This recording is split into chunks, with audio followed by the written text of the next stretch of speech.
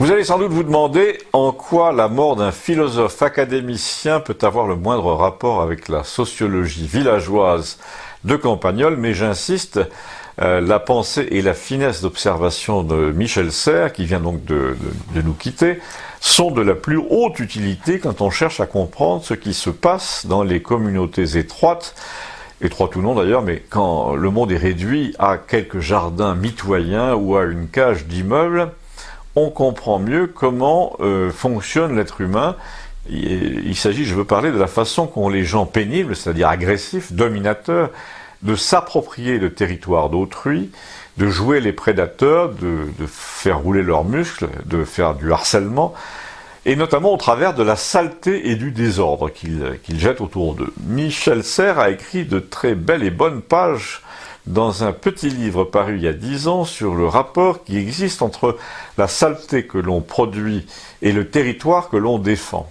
Tout le succès de son livre, enfin j'imagine, est venu de ce qu'il offrait une interprétation très nouvelle des phénomènes de pollution dans leur échelle la plus grande, la plus planétaire, l'homme se comportant pour lui à l'échelle planétaire comme le tigre ou le sanglier dont on dit qu'ils marquent leur territoire en pissant à tous les coins, en semant leur déjection, mais le philosophe, dans sa démonstration, a toujours tendance à passer du comportement animal à celui des nations, en sautant l'étape du village, du jardin, de l'arrière-cour dont je vous parle.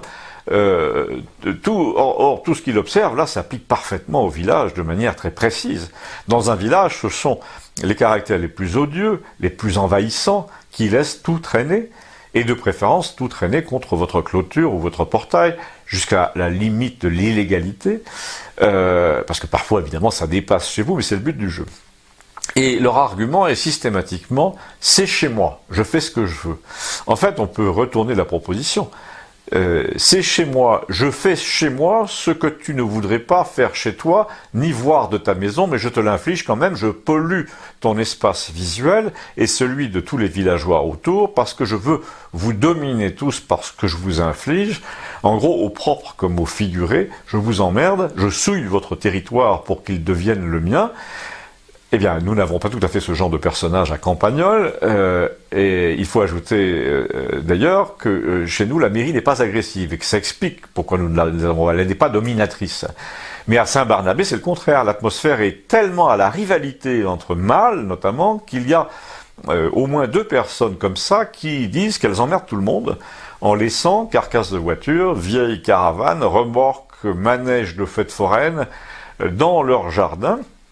Le maire menace de faire jouer les services sociaux, sanitaires, tout ce que vous voulez.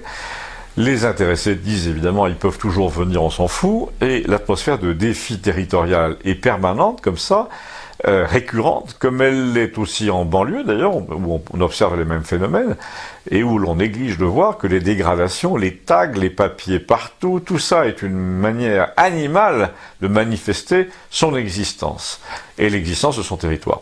Mais nous parlerons de la banlieue plus tard, une autre fois, pour finir je vais finir sur un phénomène corollaire, une maladie mentale dont était atteint l'un des 2 personnages de Saint-Barnabé, et qui a permis de le coincer d'ailleurs. Les gendarmes sont allés chez lui pour le coffrer, enfin pour le mettre à l'amende. C'est celui qui consiste à mettre le feu partout au nom, par exemple, de l'écobuage. Michel Serres n'est pas allé jusqu'à la psychanalyse, mais il y a une composante très prédatrice purement sexuelle dans tout ça, dans tout ce que je viens de décrire. Ces gens qui mettent le feu notamment, ces gens qui déploient leurs détritus un peu partout, sont des frustrés sexuels. Ça se vérifie dans les 2 cas que nous avons à Saint-Barnabé, où les 2 coupables là sont à la limite du comportement violeur, notamment par exemple pendant les fêtes de village, quand ils ont bu un coup de trop, d'où l'intuition que dans les relations internationales, c'est pareil. Les pays les plus pollueurs sont aussi ceux qui ont envie et besoin de menacer la liberté des autres, d'intimider les voisins. Et là, quand on compare les pourcentages d'émissions de CO2 dans le monde, on voit tout de suite qui veut la guerre. Eh ben, c'est pas nous.